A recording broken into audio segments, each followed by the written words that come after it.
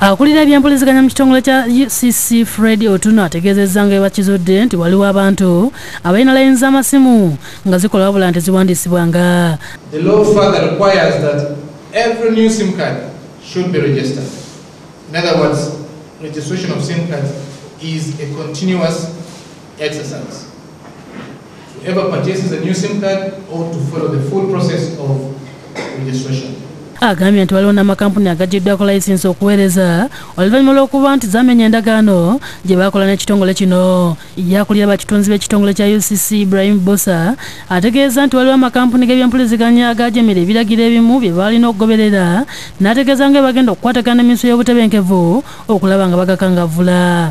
Kitukakata okuba nti nno tusobola okuyivookinga etteeka okulaba nti nno tukubonereza mu ngeri y'omu oba endala. Kati amakampuni agasangiddwa nga tegasasula gasusizza mu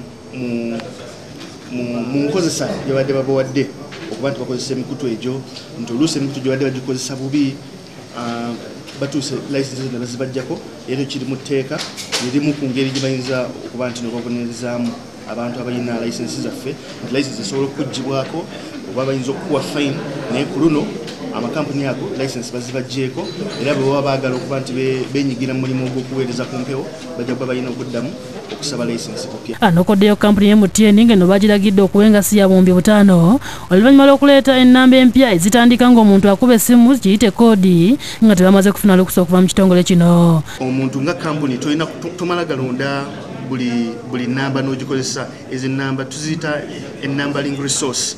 It is a resource. Erina kubeera nga ekuweereddwa regulator because ogisasulira ate ne bakubulira n'engeri gy'olina ogikozesaamu.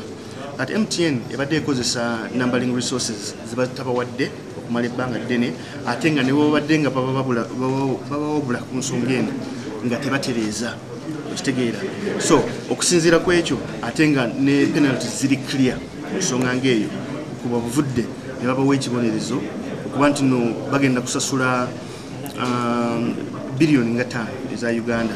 Afuwa Nakityo yakusakidde eggulu eno ku Lwabukedde TV1.